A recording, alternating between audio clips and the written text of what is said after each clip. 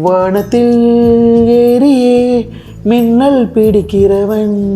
இந்த ஃபேமை நம்ம அப்படியே படத்துக்கு பயன்படுத்திக்கலாம். ஸ்டேஷன் சஞ்சய் என் படத்தை என்ன வச்சு ஹீரோவா எடுத்தார்னா கண்டிப்பாக 50 கோடி 100 கோடி அடிக்கும். விஜய் சார் மாதிரி உன்னை சின்ன சின்ன பசங்களா புதிக்கிறாங்கப்பா, அப்படியே டங்கு டங்கு டங்கு நம்மளை பார்த்துட்டு. ஒரு அரசியல் கட்சி ஜெயிக்கிற மாதிரியும் தோத்த அரசியல் கட்சி வந்து நெஞ்சு ஈட்டில வந்துட்டு பார்த்தீங்கன்னா இப்போ நம்ம அழுகிறோம் இல்லையா, கழுத்தில் கத்தி வச்சோம்ல, இதெல்லாம் ஆந்திரா பொலிட்டிக்கல் பார்ட்டியே மீம் எடுத்து போட ஆரம்பிச்சோம். அஜித் சார் ரேஸுக்கு போயிட்டாரு, விஜய் சார் அரசியலுக்கு போயிட்டாரு, சூர்யா சார் பாம்பேக்கு போயிட்டாரு. அடுத்து தமிழ் சினிமா உலக யாரு காப்பாற்ற போறா அப்படின்றக்கப்ப இந்த only and one star watermelon star. உங்களோட வாட்டர்மெலன் ஸ்டார்னு இப்போ அந்த பட்டம் இப்போ உங்களுக்கு இருக்கான்னு தெரியல. கெத்தா எல்லா இடத்துலயும் டாக்டர் திவாகர் பிபிடின்னு சொல்றேன். டாக்டரே கிடையாது, போலி டாக்டர். படிக்காத டாக்டர்லாம் நீங்க சொன்னாப்புல போலி டாக்டர். பிசியோதெரபி டாக்டர் அப்படின்னா அப்படியே ஹோல்டு பண்ணுங்க பிரஸ். கஃப்னா அப்படி இரும்புறது, நெஞ்சில சளி இருக்கும்பா, அதெல்லாம் வந்து இப்படி தட்டி எடுப்போம். பேஷண்ட்டை குப்புற படுக்க வச்சு அப்படியே செஸ்ட் பிசியோதெரபி பண்ணுவோம். செஸ்ட் பிசியோதெரபி பண்றப்ப அவங்களுக்கு என்ன ஆகும்னா லங்ஸ் ஃப்ரீ ஆயிடும். ஒரு நாளைக்கு 8 பேஷண்ட் பார்க்கணும். பிசியோதெரபி டாக்டரா இருந்தா என் வேலைக்கு அது என்னோட பேஷண்ட்ஸே எனக்கு 100 பலம். ஏன்னா நான் பெரிய ஆஃபீஸர்ஸ், நான் ட்ரீட்மெண்ட் பண்ணுறது போலீஸ் டிபார்ட்மெண்ட்ல இருந்து ஜட்ஜில் இருந்து பெரிய ஆட்கள். ஓகேங்களா, விஜய் சார் வந்து இந்த பிரியமானவர்கள் படத்தில் கத்தி குத்தி கீழே விழுந்திருப்பார், அதை பண்ணியிருப்பேன். இந்தியாவின் சிறந்த பிராண்டுகள் இப்போது உங்களுக்காக ஒரே இடத்தில். Zero online. தரமான பொருட்கள் வாங்க வேண்டுமா? ஜீரோ. உங்கள் தரமான பொருட்களை விற்க வேண்டுமா? ஜீரோ. எஸ்பி டிவி நேயர்களுக்கு வணக்கம். இன்னைக்கு நம்மளோட நேர்காணலில் யார் இணைஞ்சிருக்காங்கன்னு பார்த்தீங்கன்னா டாக்டர் திவாகர். ஹாய்ண்ணா, எப்படி இருக்கீங்க? வணக்கம்ப்பா, நல்லா இருக்கேன்ப்பா. இல்லை, உங்களெல்லாம் பார்த்து இப்போ ரொம்ப நாளாக ஆச்சு, இன்ஸ்டாலலாம் நிறைய பார்க்க முடியல. இப்போ என்ன பண்ணுறீங்க? போட்டுறேங்க, நிறைய இன்ஸ்டா ரீல்ஸ்லாம் போட்டுக்கிட்டு இருந்தேன். கொஞ்ச நாளாக இன்டர்வியூஸ் மட்டும் அவாய்ட் பண்ணிக்கிட்டு இருந்தேன். சரி, ஓகே, திருப்பி மக்கள் கேட்குறாங்க, நிறைய பேர் அந்த பேசுகிறத விரும்புகிறாங்கன்றதுக்காக செலக்டடாக. முன்னாடிலாம் யாருக்குமே நோ சொல்ல மாட்டேன். விஜய் சேதுபதி சார் பிக் பாஸில் சொல்கிறாப்புல ஆக்சுவலாக எஸ் மட்டுமே சொல்லிக்கிட்டு இருப்போம், நோ சொல்லி பழகலை. இப்போ நோ சொல்லி பழக ஆரம்பிச்சிட்டோம். கேட்குறவங்களுக்குலாம் வாய்ப்பு கொடுத்து நிறைய வந்து பார்த்திங்கன்னா நம்மளுக்கு தேவையில்லாத கஷ்டங்களை சந்திக்க வேண்டியதுனால கொஞ்சம் அதெல்லாம் ஸ்டாப் பண்ணிவிட்டு இப்போ கொஞ்சம் செலக்ட் பண்ணி நல்ல மக்களுக்குலாம் இன்டர்வியூ கொடுத்துக்கிட்டு இருக்கேன்ப்பா. முன்னாடிலாம் உங்களோட வீடியோ பழைய நாளெல்லாம் பார்த்தீங்கன்னா நிறைய மருத்துவ சம்மந்தமாக நீங்கள் வந்து கொரோனா டைம்லலாம் போய் நிறைய பிசியோதெரபிஸ்ட் பண்ணுற விஷயங்கள்லாம் நான் பார்த்துருக்கோம். இப்போ அந்த மாதிரி நிறைய வீடியோ உங்களுக்கு வந்து பார்க்க முடியலையே. சூப்பர் கொஸ்டின்ப்பா, யாருமே கேட்காதது கேட்டீங்க. எனக்கு உண்மையிலே ரொம்ப சந்தோஷமா இருக்கு. ஃபர்ஸ்ட் கை விடுங்க. கொரோனா காலத்துல உயிரை பணைய வச்சு வேலை பார்த்தோம். சூப்பர் கொஸ்டின் கேட்டீங்க. அதாவது மக்கள் இஷ்டத்துக்கு ஒரு சிலர்ப்பா என்னென்னமோ தெரியாம பேசுறாங்க. கொரோனா காலத்துல நீ சொன்னாப்புல உயிரை பணைய வச்சு பார்த்தோம்ப்பா. எப்படி அப்படின்னு பார்த்தீங்கன்னா, கொரோனா வாட்டுக்குள்ள போறதுக்கே எல்லாரும் பயந்தாங்க. டாக்டர்ஸே நிறைய பேர் லீவ் போட்டு வீட்டில் உட்காந்தாங்க. பட் நான் என் உயிரை பணைய வச்சு, ஓகேங்களா, அந்த கொரோனா ட்ரெஸ்ஸை போட்டு மூஞ்சியை கூட மறைச்சு அதே ஐடியில் ஷேர் பண்ணியிருக்கேன் பாருங்கள்.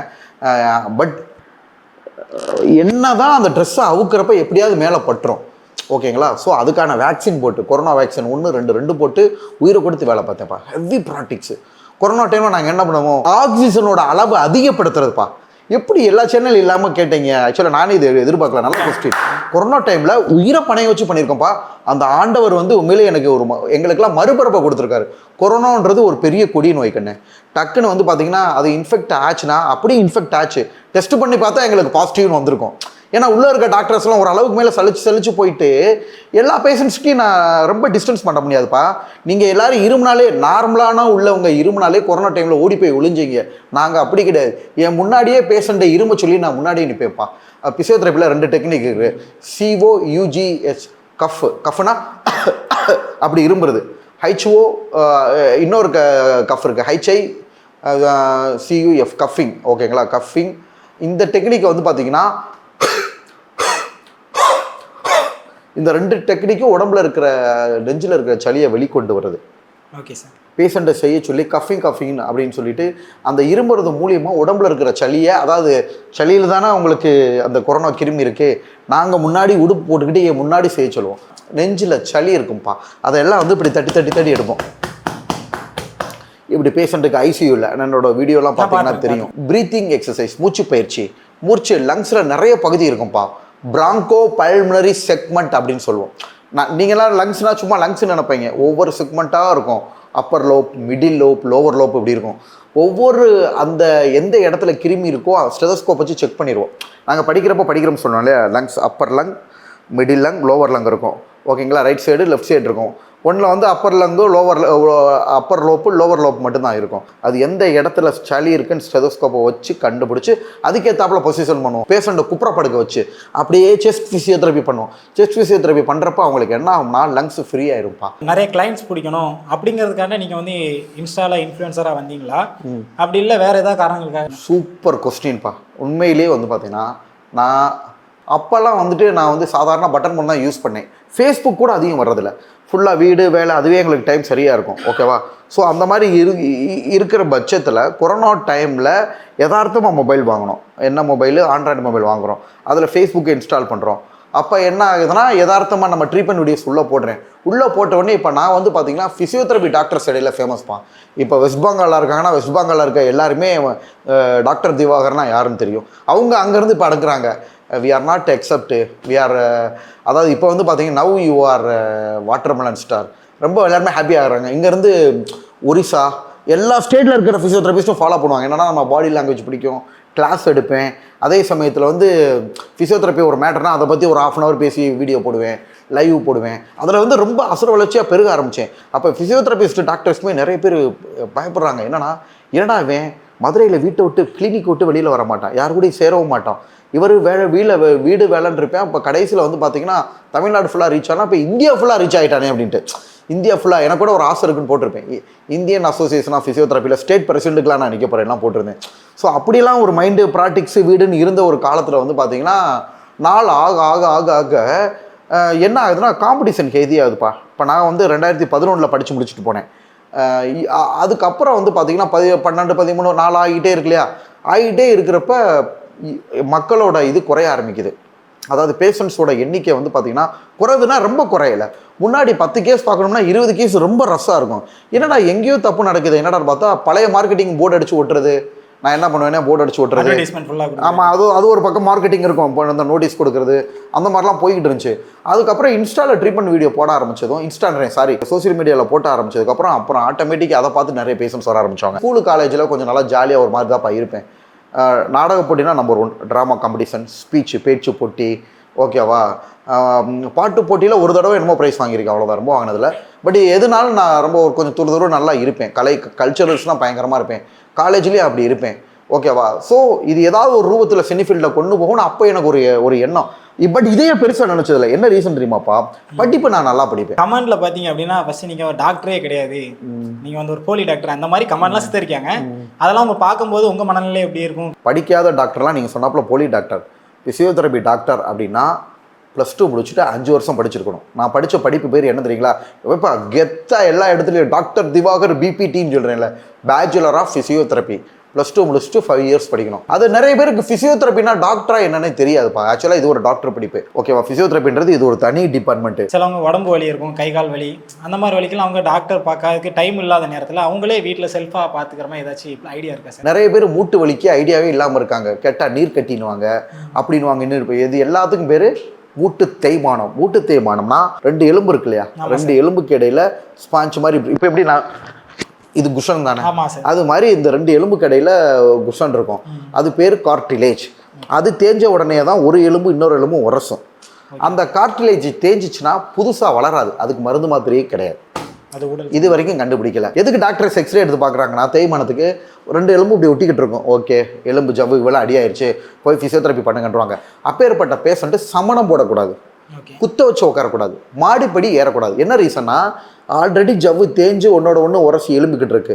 ஓகேங்களா? சமணங்காலை போட்டு மடக்கி உட்கார்றப்ப இன்னும் மேற்கொண்டு தேயும். இது பேர் நிறைய பேர் தேயாமல் கேட்டால் அந்த பழக்கம் விட்டு போகும்னு தேய்மானத்தோட காலை இழுத்து போட்டு மடக்குவாங்க. படி ஏறக்கூடாதுன்னா மாடி வீடு தான் குடியிருப்பாங்க அந்த மூட்டு தேய்மானம் உள்ளவங்க. ஸோ அதை பண்ணக்கூடாது. வேற என்ன பண்ணணும் அப்படின்னு பார்த்தீங்கன்னா ஃபிசியோதெரப்பி தான் ட்ரீட்மெண்ட்டே பண்ணணும். இந்த ஜவ்வு தேய்கிறதுல கண்ணு இதனால் என்ன ஆகும்னா மூட்டை சுற்றி உள்ள சதைகள் இருக்குல்ல வலுவு இழந்துரும். அதுக்கு மேலே லிகமெண்ட் இருக்கும். லிகமெண்ட்னா சதை நார்கள், அதுவும் வலு இழந்துரும். இதை ஸ்ட்ரென்தன் பண்ணுறதுக்கு வந்து பார்த்தீங்கன்னா ஒரு எக்ஸசைஸ் சொல்லி கொடுப்போமா? இப்போ வந்து பார்த்தீங்கன்னா மூட்டு தேய்மானம், மூட்டு வலிக்கு ஃபிசியோதெரப்பி சிகிச்சை பண்ண போகிறோம். இந்த சிகிச்சை பண்ணுறப்ப 2 மூட்டுக்கு இடையில் இருக்கிற பசை திறந்து ஊற்றும். அதுக்கு பேர் சைனோவியல் ஃப்ளூயிட். ஓகேங்களா? அப்போ என்ன பண்ணணும் அப்படின்னு பார்த்தீங்கன்னா மூட்டுக்கடியில் தலகாணி வச்சிடணும். இல்லைன்னா பெட்ஷீட்டு, அந்த மாதிரி பெட்ஷீட்டை வந்து சுருட்டி முழங்கால் கடியில் வச்சிடணும். ஓகேங்களா? முழங்கால் கடியில் வச்சுட்டு உங்கள் முழங்காலால் என் காலை அமுக்குப்பா, ப்ரெஸ் கையால் ப்ரெஸ் பண்ணக்கூடாது, Okay, okay. காலால் ப்ரெஸ் பண்ணணும். ப்ரெஸ் அப்படியே ஹோல்டு பண்ணுங்க. ப்ரெஸ் 1 1 2 3 4 5 6 7 8 9 10 விட்டுருங்க. முழங்கால ப்ரெஸ் பண்ணுறப்ப இந்த மசில்லாம் டைட் ஆகும். அவங்க ப்ரெஸ் அப்படியே 15 வரைக்கும் வச்சிருக்கணும், இல்லை 10 வரைக்கும். 1 2 3 4 5 6 7 8 9 10 விட்டுருங்க. Press relax. Very good. சொன்ன உடனே புரிஞ்சுக்கிட்டே.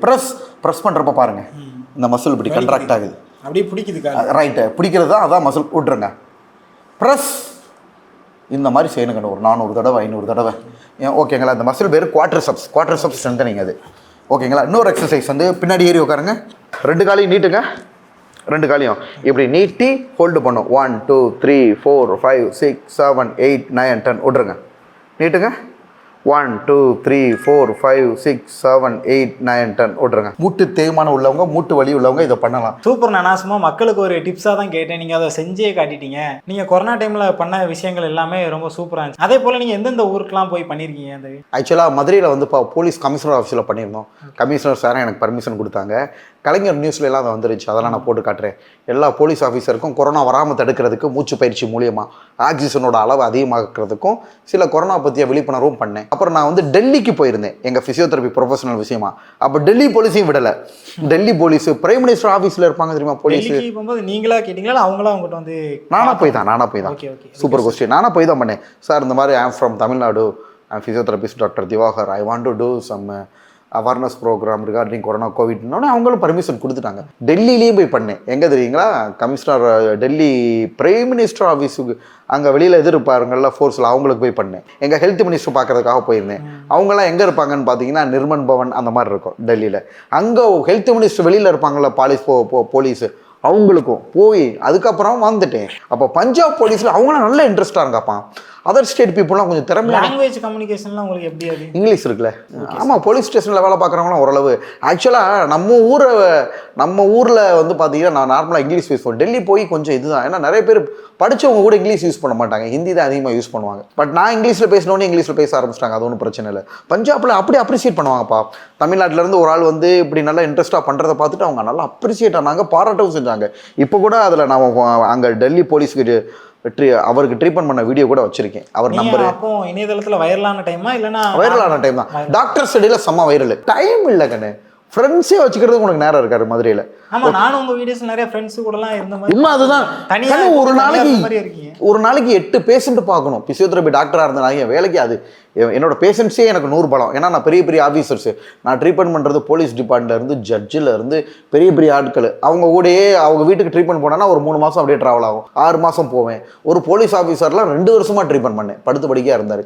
ஸோ எனக்கு இதுவே நேரம் பத்தாகாது. அங்கே அப்பாயின்மெண்ட் போட்டு நான் ஓடிக்கிட்டே இருப்பேன். இடம் வாங்கினேன், வீடு கட்டினேன், அடுத்த ஹாஸ்பிட்டல் கட்டலாம் பிளான். அதில் நல்ல க்ரோத் தான். ஃபிசியோதெரபிஸ்டாக இருந்து நம்ம சாதாரண ஆளாக இல்லை, பயங்கர பவராக தான் இருந்தோம் மதுரைக்குள்ளே. ஈவன் வந்து பார்த்தீங்கன்னா நிறைய டெபுட்டி கலெக்டர்ஸே ட்ரீட்மெண்ட் பண்ணியிருக்கோம். நம்ம கான்டாக்ட்லாம் பெரிய லெவலில் தான் பார்க்கும். ஓகேவா? அதுக்காக பெரிய லெவல் மட்டும் இல்லை, அடித்தட மக்கள் ஒருத்தவங்க கிராமம், அவங்களுக்கு ஸ்ட்ரோக், இவங்க யாரும் போக மாட்டாங்க. நான் அந்த கிராமத்துக்கு வெயிலில் அடிச்சு பிடிச்சி 2 வீலரில் போய் ட்ரீட்மெண்ட் பண்ணிவிட்டு அங்கேருந்து இங்கே வருவேன். ஸோ அந்தோட புண்ணியம் தான் எனக்கு இன்னைக்கு சினிமா துறையில் இவ்வளோ பெரிய ஒரு இடத்த கொடுத்துருக்கு, பிக் பாஸ் போக வச்சிருக்கு. எல்லாம் நினைக்கிறாங்க என்னடா உடனே வந்தோடனே பிக் பாஸ் போயிட்டேனே. இந்த புண்ணியம் நான் பண்ண வேலை யார் மனசையும் புண்படுத்தாத புண்ணிய வேலை கண்ணே. அந்த பையன் காலேஜ் வந்துட்டானா ஸ்கூலில் படிக்கிறானான்னு தெரியல.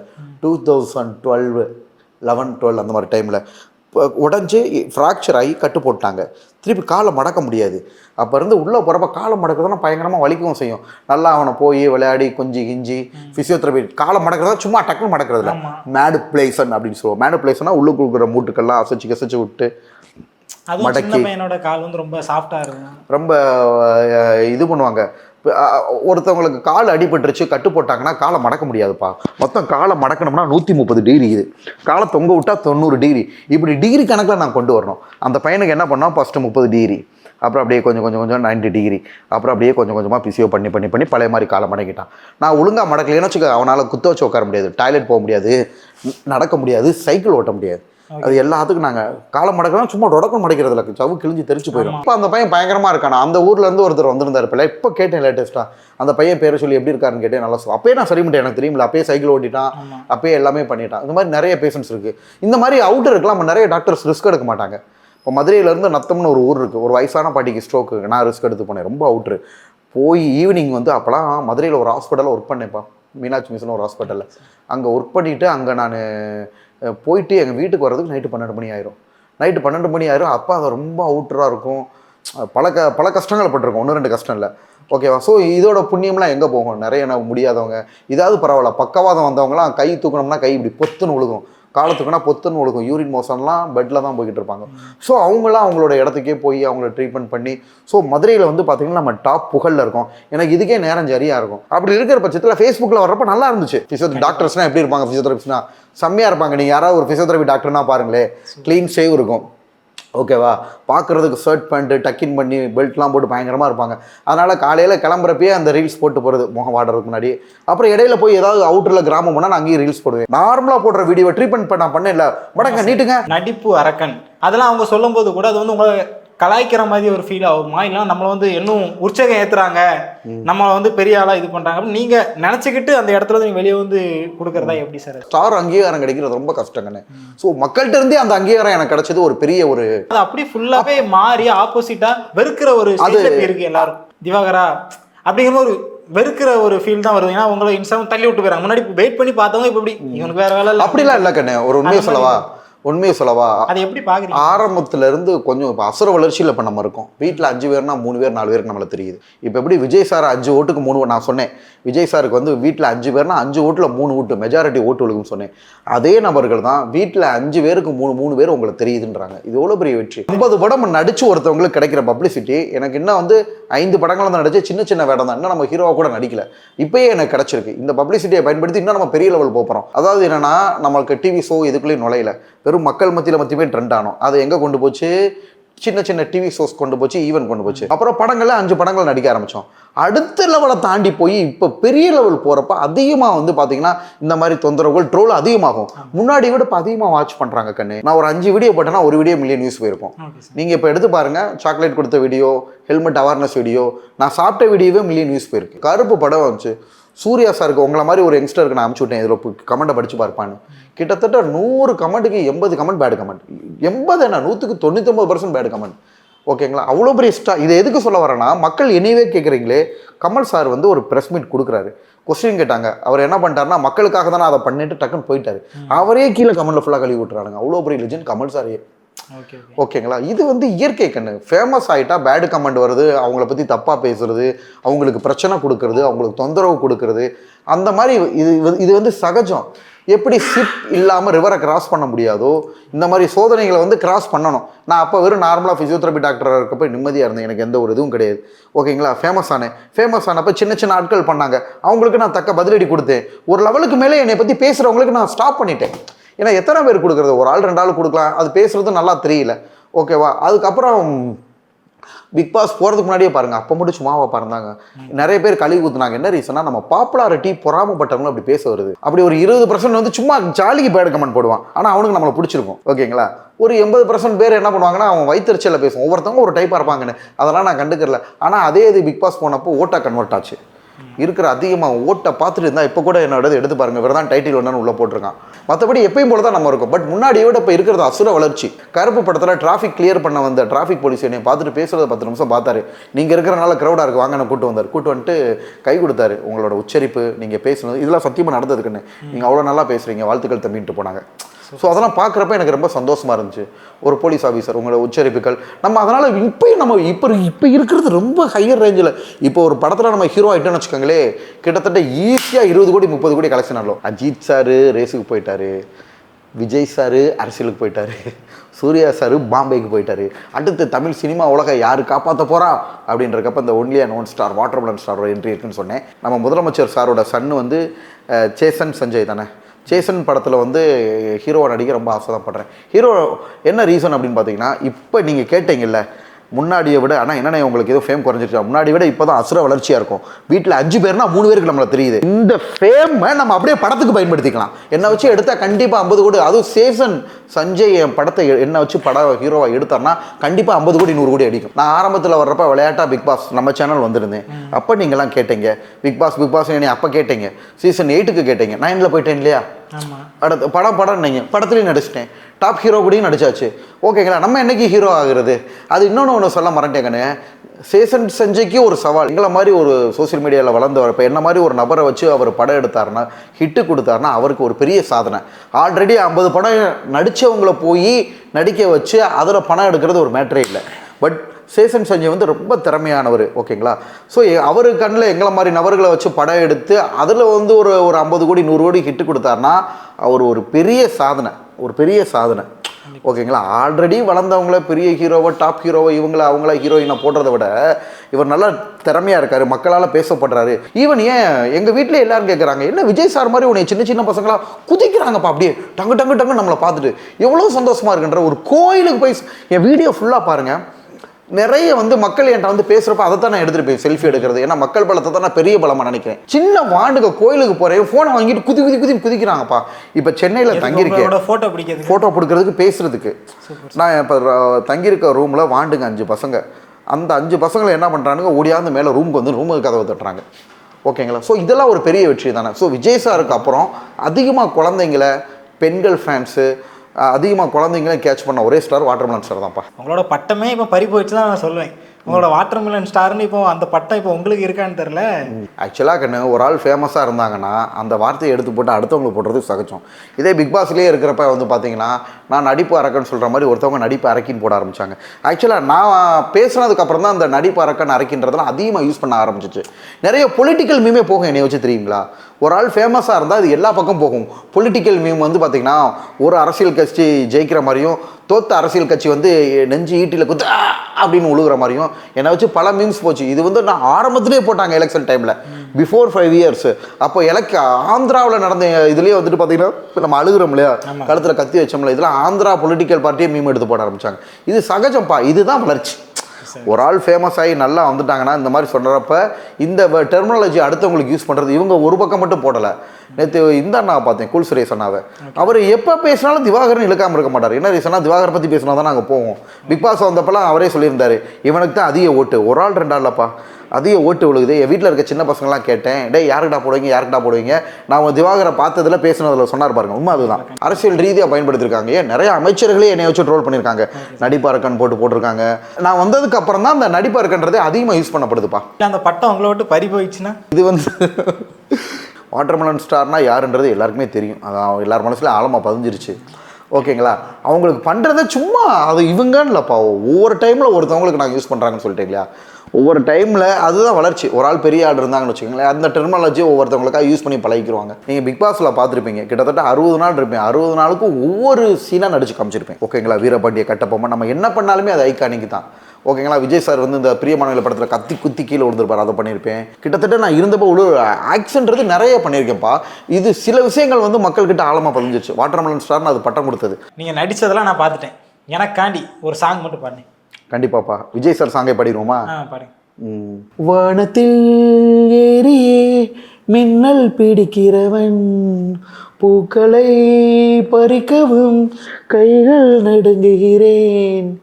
பகவான் பேசுவதில்லை, அடபக்தியும் குறைவதில்லை. காதலி பேசவும் இல்லை, அடி காதலும் குறைவதில்லை. ஓஹோ மெல்லினமே நெஞ்சில் மெல்லிய காதல் பூக்கும். உன் காதல் ஒன்றே மிக உயர்ந்ததடி, அதை வானம் அண்ணாந்து பார்க்கும். நீ தூர தெரியும் வானம், ஒரு துப்பட்டாவில் மறைத்தாய் என் 25 வயதை, ஒரு நொடிக்குள் எப்படி அடைந்தாய். ஓ சூப்பர் சார். சோசியல் மீடியாவில் பார்த்தீங்கன்னா உங்களோட கல்யாண விஷயம் வந்து நிறைய வைரல் ஆகுது. அது உங்களோட பர்சனல், நம்ம அதுக்குள்ளே இன்வால்வ் ஆகலை. எப்போ உங்களை வந்து மிஸ்டர் திவாகர் அண்ட் மிஸ்ஸஸ் திவாகரை வச்சு இன்டர்வியூ பார்க்குறது? கண்டிப்பாப்பா. அது ஒய்ஃப் எப்படி அமைகிறாங்கன்னு தெரியல. அவங்க மீடியாக்குள்ளே வராத ஆளாக இருக்கலாம், எப்படிப்பட்ட ஆள் கிடைக்கிறாங்கன்னு தெரியல. கண்டிப்பாக மேரேஜ் வந்துச்சுன்னா நான் சொல்கிறேன். நேரம் ஒதுக்கி நிறைய கேள்விகள் இருப்பா. அப்போதே நீங்கள் ஒரு சைகை கேட்டீங்க இல்லையா? நன்றிண்ணா. நன்றிப்பா.